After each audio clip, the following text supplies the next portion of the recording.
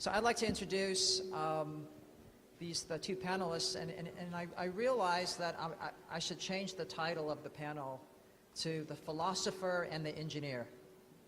And the reason why is David Lee, he got his degree in philosophy from Renmin University, and then after he graduated, like any good philosopher, he really cared about ideas. So his first company, CFP.cn, is a marketplace for copyrighted material and pictures. And so you can tell, as a philosopher, he really cared about that. And then he joined NetEase as the editor-in-chief, again, to craft and communicate ideas to the Chinese public. And then in 2005, I think it was, is that right? David co-founded YY.com, which is an innovative social communication platform, again, focused on helping Chinese to communicate with each other and to entertain each other. So please welcome the philosopher, founder and chief executive officer of YY.com, David. Thank you, Fred. And then secondly, to my left, is the engineer. So C.C. Zhuang, he also actually the same year as David in 1997. He graduated from Beijing 98, so 1 year later. He graduated from Beijing University with a degree in electrical engineering. And like any good engineer, C.C. wanted to somehow disrupt the world. And so he set up his first company while still in his dorm room, I believe, called Shanghai Weibo with one of his co-founders, which was a first-generation search engine.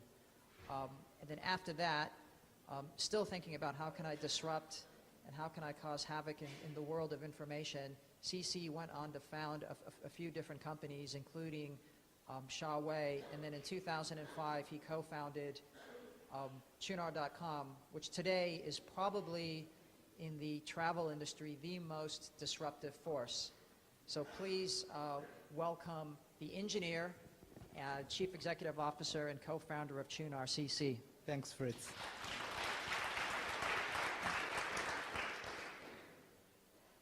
And what's interesting is both companies relatively recently have gone public. So I think as the title, this is the next vanguard in kind of the innovation and disruption that we're seeing in the Chinese internet space. So I'd like to kick it off and just ask, CC, to you first. Qunar, even before going public, you had a big brother at Baidu. You had a number of great investors in the company, a great team. Could you let us know, what has an IPO brought Qunar that maybe you couldn't have done while you were a private company? So thanks. So Fritz basically is a co-founder of Qunar as well. We together founded Qunar, and after Baidu deal, Fritz left, I took the CEO. So to be honest, IPO is just like, after you pregnant for 10 months, you have to deliver the baby. So it's a very natural result of the process.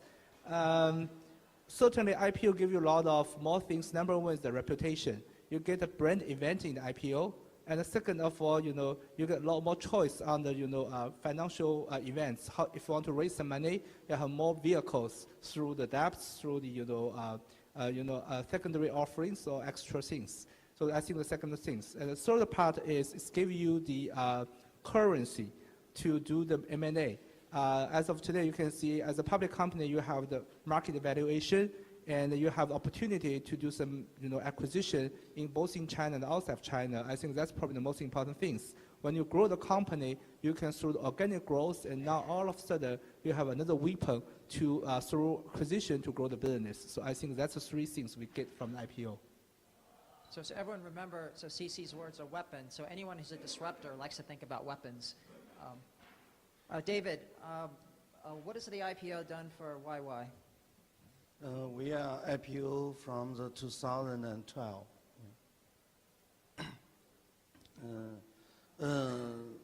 I think my English is not very good. Okay.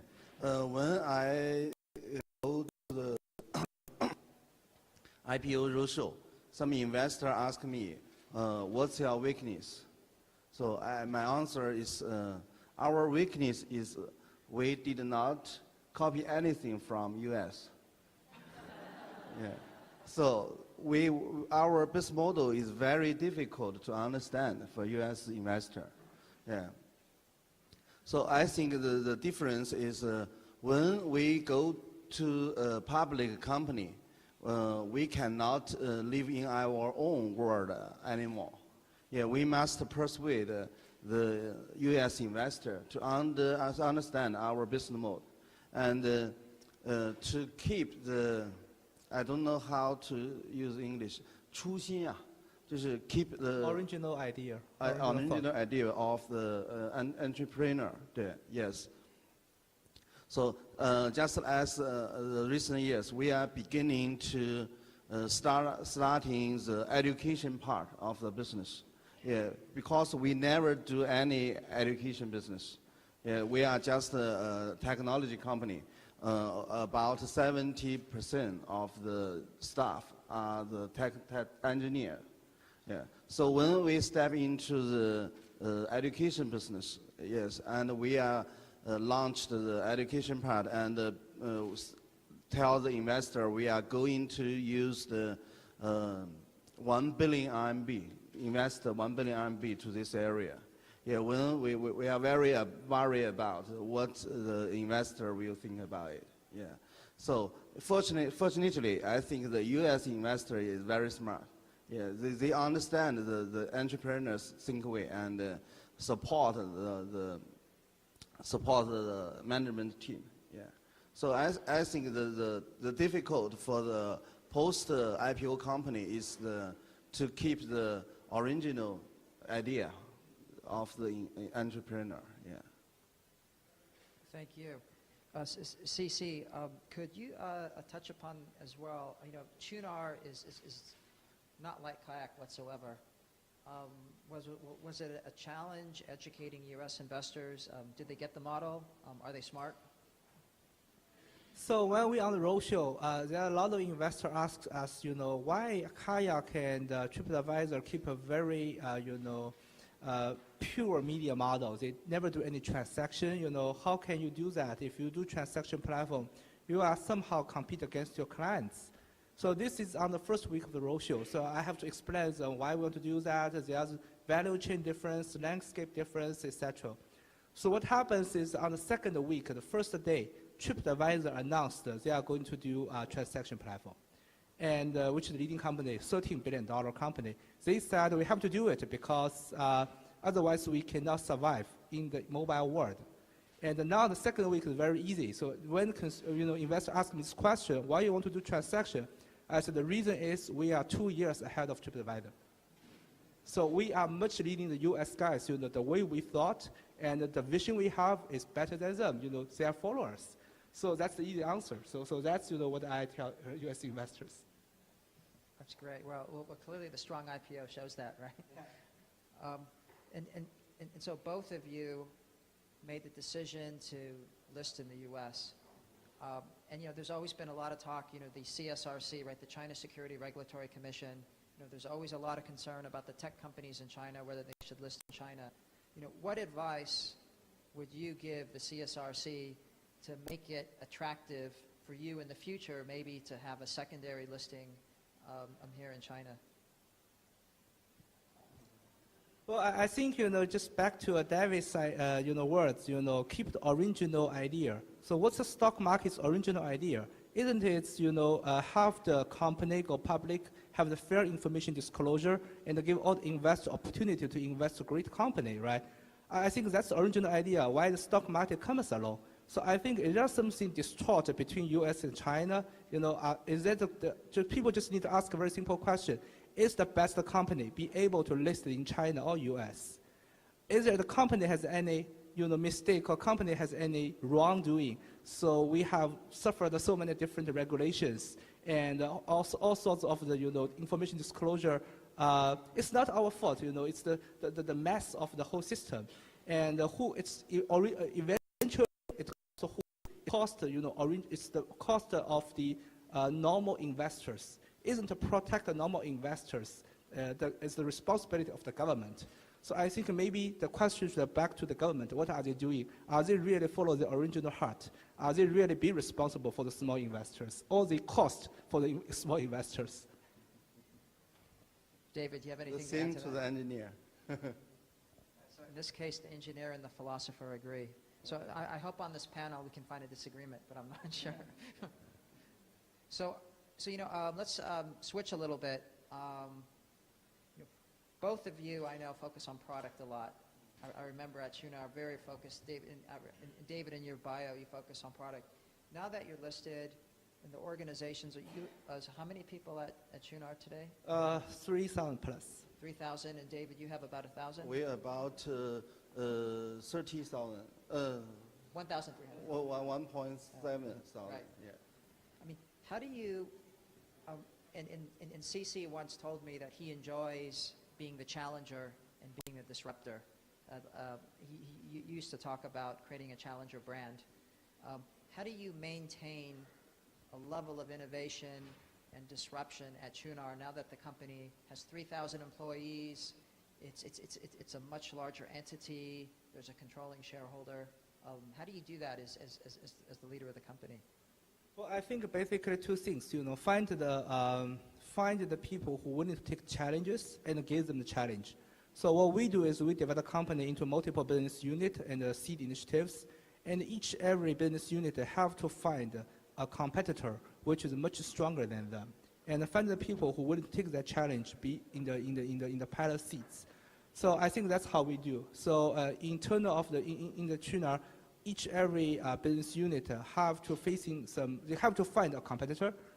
If they are very strong, then they have to narrow down the focus. For example, our flight is already #1. So they have to narrow down for the high-end business class or for the international flights. Then they can find a strong competitor. So then, create a plan. How can we win the competitor within 6 months or within 18 months? So this is how to keep the company keep innovative and disruptive. Basically, always find a much stronger competitor and try to kill them in a short time. Right, so weapons and killing competitors. I got it, okay. David? Okay, sorry, 我用中文回答。I have to use in Chinese, sorry. 对，我觉得这个公司确实到了一定的规模以后呢，其实创新慢慢的变得比较难啊。但是对我们来讲呢，相对来讲，因为我们这个核心是一个这个技术领域嘛，就是我们主要是在这个互联网上提供实时的语音和视频传输。这样我们在这个技术领域其实提供了非常多的这个研发的研发的这个努力吧，对。So when company grow big, it's really got difficult to keep innovative. But YY is a pretty much a technology-focused company, focused on the online real-time communication platform. They have the strongest research army in this area. 然后呢，我们就会把这种技术呢，不停地应用到每一个传统的这个领域去。比如说，尤其是我们在这个教育领域，我们发现我们这样的一个技术哈，在整个以前的这个大家认为的 online education 领域呢，其实从来都没有人用过。对，就是一个 live 的一个这个 classroom， 这个在以前都没有人用过。所以当我们进去之后呢，我们发现我们在很多的领域都是一个颠覆者的角色。对。So because they have the most advanced online real-time communication platform, so they are continually to adopt their technology platform in the traditional industry.